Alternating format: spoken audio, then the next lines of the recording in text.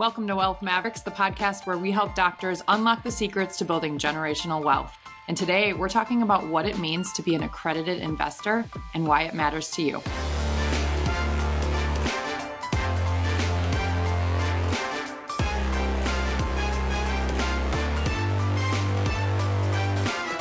A doctor should be asking his or her financial advisor is, if I'm not in any accredited investments, why? Most of the time, that's where the conversation will end. And Bob, you had mentioned it. It's because they don't know anything about it.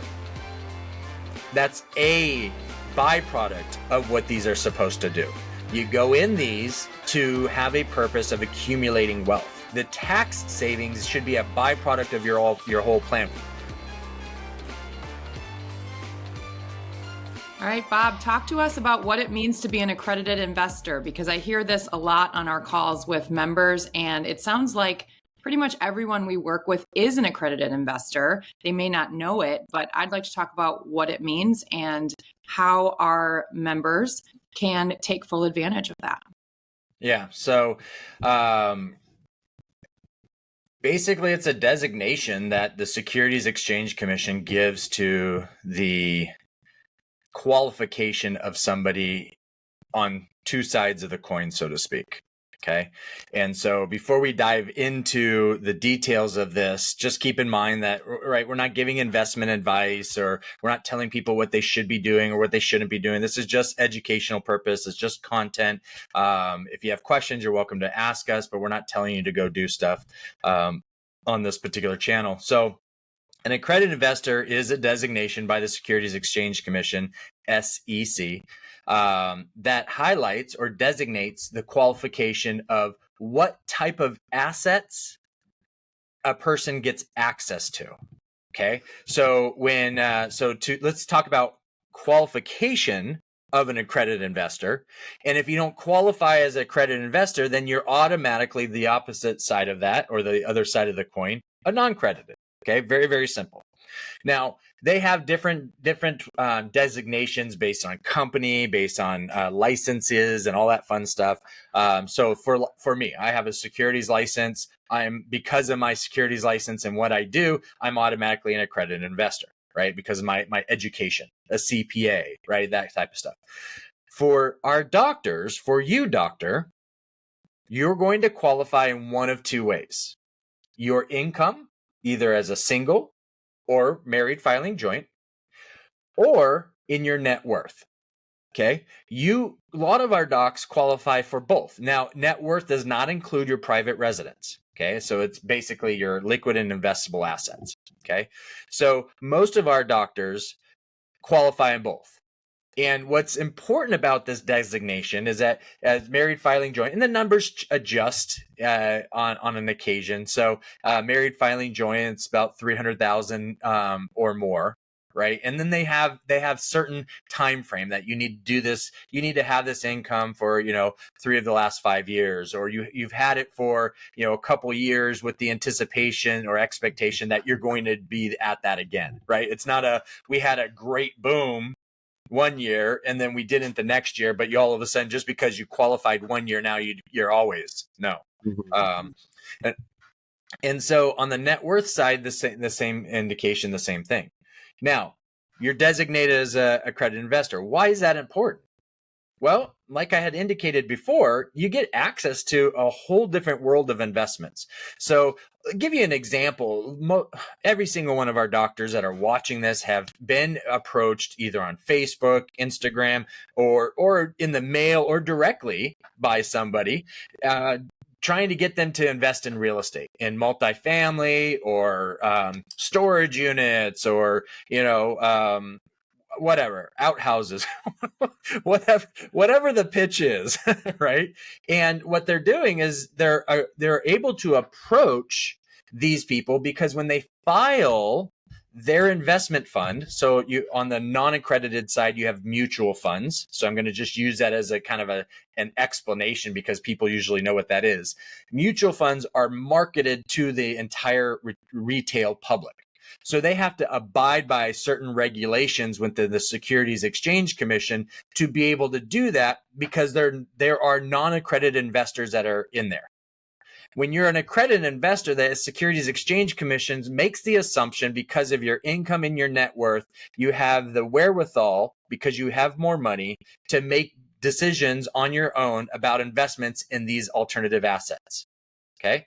You know that you're going into the risk, right? Some folks who have that are non-accredited, the Securities Exchange Commissions basically designate them as unsophisticated from an investment perspective. Now, that's not true, right? But they have to draw a line somewhere, right? Because I've met some people who are non-accredited investors that are actually really smart, and eventually they will be accredited investors because of their study and learning and all the things that they've dove into that hobby or that habit that they've created to learn that stuff. Okay. So now that we're in this world and I've been marketed by somebody who has this fund, okay, so we're mirroring a mutual fund. This fund, it's called a private placement memorandum. It's like a prospectus. But all this documentation has to be submitted to the Securities Exchange Commission. They don't approve it or disapprove it. You're just saying, here's what we're doing. Because an attorney documents and puts this together. Okay. And again, the Securities Exchange Commission is relying on you as an accredited investor to have enough sophistication that if you don't understand this, you can afford an attorney to understand it. Plain and simple, right? The onus is on you. Well, geez, thank you. That's what we want, right? We don't always want somebody kind of putting their knee on our neck and telling us what we have to do, right? We were just joking about that earlier.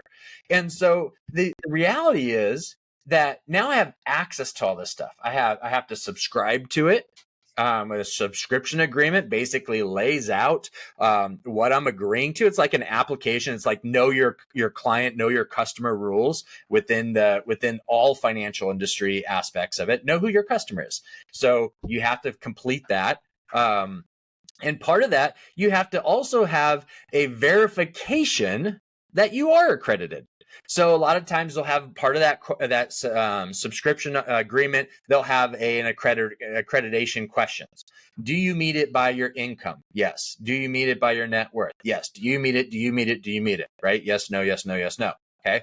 Or there's some companies that, like what we do on our real estate side, is that we have an outside firm that will reach out and talk to our members and ask them a couple quick little questions. It literally takes 10 minutes and it certifies, you get a certification that you're an accredited investor, and that investor actually gets to use that documentation in any other accredited investor. It's the verification that I've been accredited by a third party. Okay. And did you say, Bob, that once you're an accredited investor, you always are that, or you can be disqualified? You can be disqualified if your income, your net worth don't meet it. Which is crazy because the sophistication doesn't change. No. You know what I mean? No. Like that seems like illogical, that just because, like, money being the only litmus test for whether I'm accredited or not and that I can lose it just seems silly. So I want to go back to a couple of things before we keep pushing forward. What are the limits? So you said, was it $300,000 if you're married filing jointly, and I think $200,000 if you're single, and then $1 million of net worth, not including your primary residence, correct? So I'm going to bring up the Securities Exchange Commission's website. Okay, so we're going to do it word for word. All right, so it's not Bob's opinion.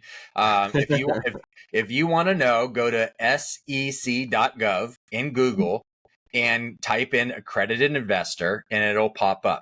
Okay, and I will send a link to our marketing people so that the link will be below in the notes for you to be able to go ahead and just click on that same link to get directly there. Okay. So it changes too, right? So it may change next year. It may change. Yeah. How often do they change it? It's not like tax brackets. It doesn't change based on inflation. It's based on the Securities Exchange Commission when they feel like those numbers should have changed. Got it. Okay. All right.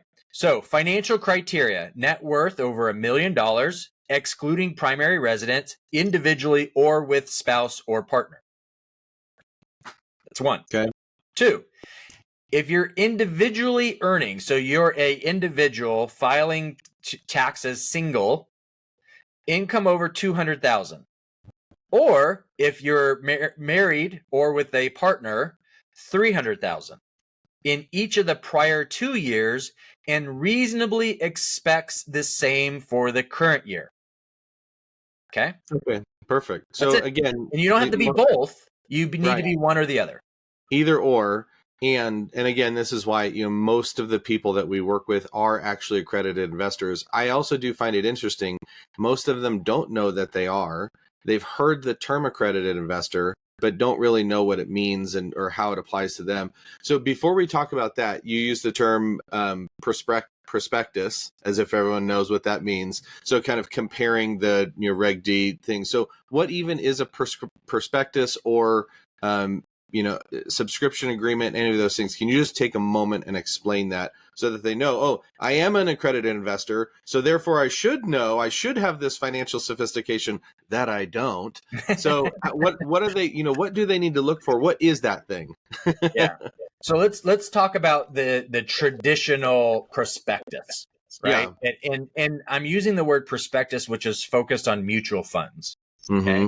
Mm-hmm. If you want to invest in a stock or a bond, they're not going to have a prospectus, so to speak, for that. You got to go look at the financials of the company, right? They'll have annual reports. They have a different forms of financial conversation and dialogue, right? Because those are real companies. It's not like a group of companies like a mutual fund. It is a actual company. So like with the what is like the New York, what are the big ones like the NASDAQ or SPY or any of those? Like, do those have prospectus, or are they just an amalgamation of all these? Yeah, companies? no, they tend to be indexes and stuff. So a mutual fund is basically a fund that an investment company, so BlackRock, Vanguard, American funds, Fidelity, right? We can go on down the list of thousands of these if you want Right. to, but I don't think that's what our No, goal that's boring. episode is.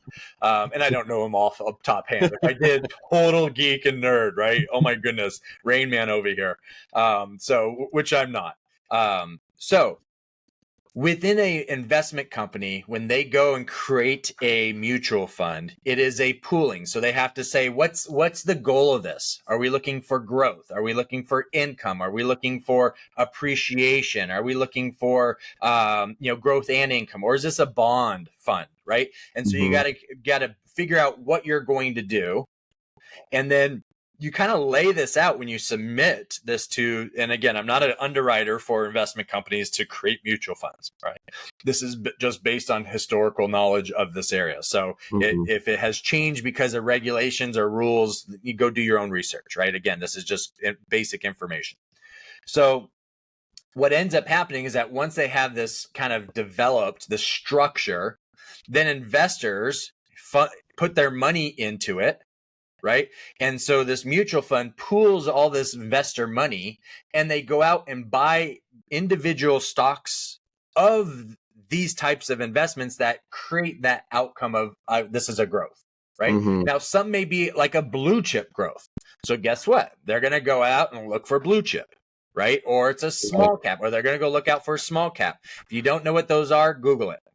Or like, would this be like target date and like things like that where they're trying those are different. to? Let me finish the thought process really quickly. So when we have that, they go out and buy these stocks. Now there's limitations to rules to how much of a particular company is allowed to be in that mutual fund. The mutual fund is designed to be diversified. Okay, to meet that goal of what they had indicated to the Securities Exchange Commission of what the goal of this mutual fund is. Okay, so then that's what they do. They go out and they put money in and blah, blah, blah. And if they see that the market's going to change, they're only allowed to liquidate or have so much in cash and cash equivalents. So even if they see a downturn in a market coming up, they're required to hold. Wow. Which is the risk of this. Right? It's the non-sophisticated investor. This is what you have to rely on our rules. I mean, regulations, but rules that have been established that they need to adhere to. Therefore, you don't have really any control in that. That's correct. So that's why diversification allocation, risk tolerance. That's why all these terminologies come into an overall portfolio model and look at that portfolio model. So if there is a particular area that they see, well, you should have other less risky stuff to offset the risk of that stuff. Right. So, Right. and we're not going to go into this episode is not about going into those details. Okay. So that is a mutual fund. And in order to explain all that, they're required to give an investor a prospectus, which lays out all the legalese, the historical performance, the manager's background and information, and blah, blah, blah. Right. It's basically a report of what that is. Mm-hmm. Okay. Now I will tell you, the majority of people don't ever read it, including the financial advisors. Right. So, almost never. Right. So that's the disappointing aspect of that business and that model. So anyways, on the private placement side, when you're a credit investor and you're in the private placement side of things, okay, a private placement memorandum. Why is it called private placement? That's the Securities Exchange Commission talking about this is a singular fund with a singular focus and perspective of what it's doing. That's it. It's not a mutual fund. It's not a conglomerate and a pooling of a bunch of stuff, right? It is a real estate fund for multifamily, for example. Okay. Mm-hmm. And you submit those documents and the same thing. Who are the managers? What's the history? What's the background? What's the purpose? What blah, blah, blah, blah. Right. Mm-hmm. And so you put all that private placement memorandum together for that documentation for someone to do their due diligence. So before you jump into that aspect and you go into, hey, I want to do this, you have to do a subscription agreement. Again, a subscription agreement is basically an application indicating and inputting your information that you're subscribing to this fund. You're not investing, though that's what you're doing, but you're subscribing, you're agreeing to subscribe into this fund. Okay. And so there all of a sudden you fund it. And then the managers or the people that run the fund do the things that the private placement member, PPM is the terminology, right? You have to have an acronym for everything. The PPM is what determines what's going to happen.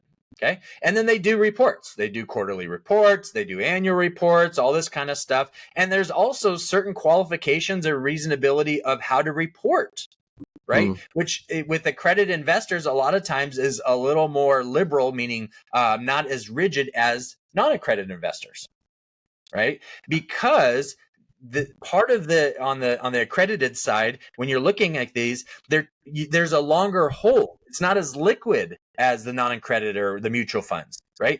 So there's a longer hold, and that's what the private placement talks about. Hey, you know what? We're going to have dividends. We're going to have distributions.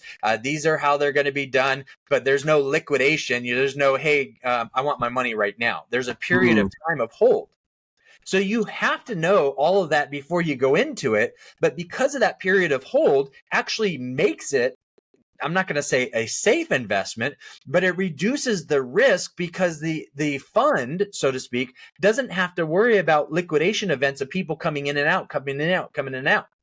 That's interesting. Okay? And because of that, the predictability of returns tend to be a little bit better and more consistent than on the liquidation side. I'm coming in, coming out, coming in, coming out on the non-accredited retail side.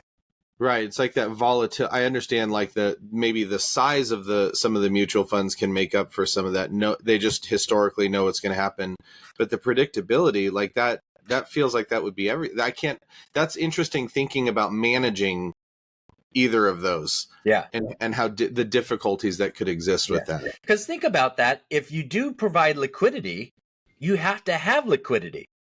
And that means that liquidity is not in the fund or in assets to make rate of return. So it creates it as a liability. Yes. Wow.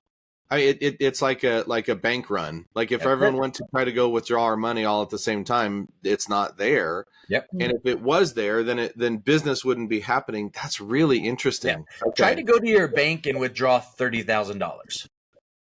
Not going to happen. They're not going to do it. Yeah, they're going to say you'll have to come back, and they don't have it. They'll say you'll have to come back. We got to order it. Yeah, it's like what? I know. So do you just go on Amazon? Which store in Amazon is that? Where do you order this from? That is a crazy experience. I'm actually surprised at how low the amount is. You should call your bank and say, how much can I withdraw today? Like, what's the maximum I can withdraw? Like, call your bank and find out, or don't, because it'll scare you. Yeah. Well, in my other channel, Asset Coach and Tax Strategist, I have an episode that just recently came out that talks about financial distributors. Okay. It talks about banks and investment companies, which we're just talking about. It talks about investment companies, which we're just talking about, and it talks about insurance companies. And in there, within 20 minutes, I go through the basic regulations of what they're allowed, or kind of the background of what the structures are. So, because these financial distributors are the ones that are the products and services that we purchase. Right. Okay? So go do yourself a favor, go check it out. We'll put a link down below as well, just so you can just go in this subscription, go to the Securities Exchange Commission link, see what an accredited investor is, then go to the next link, go to that episode and check that out, because it is eye-popping. It is eye-opening Right. to know what the liquidity aspect of it is. But anyways, accredited investor, that's essentially what an accredited investor is. And so a lot of traditional financial planners, and including CPAs, are not knowledgeable in this world. Right. They may know of it or heard of it, or may learned it in the securities test and exam that they took. They don't understand this world. And a lot of it has to do because of their connection to the registered investment advisory firm they're with, or their broker dealer, and relationships that they have, and how they manage compliance and all that fun stuff. Okay. And so it's a really interesting world. Now, on the accredited investor side, those private placements, right? I mean, I'm not going to say it's the wild, wild west, because it's not. It's very structured. You have to submit your paperwork and documentation to the Securities Exchange Commission. But the people who design these for a purpose, and sometimes it's for their benefit. You're investing in their dream. You're investing in their wealth accumulation. Wow. You're investing in what they're able to do. Not all of them, but in some situations. And so they may do a really good job of saying, hey, you need to be in real estate, and here's all the reasons why. Right now in the doctor marketplace, it's really big for doctors to connect themselves with a private placement guy to communicate and offer real estate investment to all their doctor friends, because you can use that acceleration of depreciation and get a negative K1. What they're doing is promoting tax savings. That's one thing the IRS does not like, is promoting of what they tell you can do. They allow you to do it. They don't like people promoting it as part of a business to make money for themselves. Would you say it's the IRS Fight Club? Yeah. It's like, we're telling you what you can do, but you can't talk about it. Yeah, absolutely. Absolutely. And so my problem and concern about that creates a risk now in your investment, that you're putting money in there that is going to be held. Remember, part of the structure in these situations is holding money. That's how they manage risk, is not having a lot of liquidity to address those things. So now, what if the IRS changes the rules and regulations that allow us to accelerate depreciation in some of those guidelines because of the marketing of this? Well, now you're handcuffed, right? So it's really important. Like, the funds that we've established are for our members' purposes. They're specifically for our members, right? And this is not an avenue to discuss that or anything like that. But just so you know, that's what the world you get into. Now, you can do art and collectibles. You can do promissory notes. You can do crypto. You can do real estate. You can invest in businesses. You can invest in all these different things on the private placement side as an accredited investor. Whoa, well, that's cool. And you go in these funds with other accredited investors, knowing the same thing. So it is extremely, extremely a high level. If you understand the plan, a lot of people go into these without a plan. Oil and gas is another one. They go into these without a plan and understanding of what they want to do. They just have a singular focus. And sadly enough, a lot of times it's just about saving money on taxes. That's a byproduct of what these are supposed to do. You go in these to have a purpose of accumulating wealth, right? The tax savings should be a byproduct of your whole plan, which is what we talk about all the time, right? Right. So, but anyways, so this episode's what's an accredited investor? That's a very in-depth, but not in the weeds, but enough to generate questions, enough for people to do a little bit of more research and an understanding of, oh, so this is kind of what that guy's talking about. Well, maybe that's a good thing. Maybe that's not a good thing. I don't know. What's that mean for me? And what is it? I think that's one of the things that a doctor should be asking his or her financial advisor is, if I'm not in any accredited investments, why? Why? Most of the time, that's where the conversation will end. And Bob, you had mentioned it. It's because they don't know anything about it. And that's okay for some people, but not for you, doctor. We know that you are looking to not just save on your taxes, but how do I build wealth so that my assets outperform me as a human being, as the asset. And, one of these tools to do that is accredited, investments. So ask them why. Why am I not in any of these investments? And then start to ask them, just be inquisitive. Find out why they're not doing that. And I think that will be a short conversation, and then you'll come talk to us. Well, thank you so much, Bob. That was very informative. I hope you found a lot of value in that, Doc. If you did, hit subscribe so that you can be alerted every time there's a new episode. And until next time, go be a wealth maverick.